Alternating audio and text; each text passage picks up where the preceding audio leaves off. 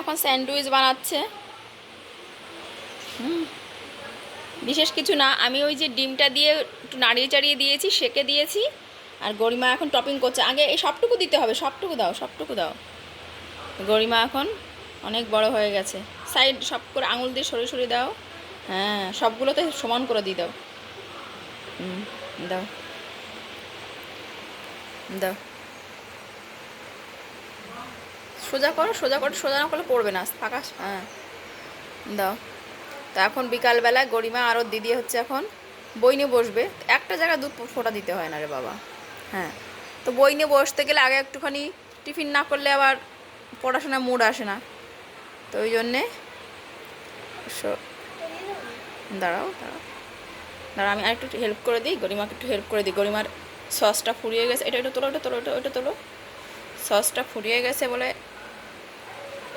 আমি একটুখানি চিপকে চিপকে দিচ্ছি। হ্যাঁ, না, তো এই হচ্ছে গরিমার ব্রেকফাস্ট। ব্রেকফাস্ট না, এখন কী বাবা এটা? স্ন্যাক্স। হ্যাঁ, ইভিনিং স্ন্যাক্স।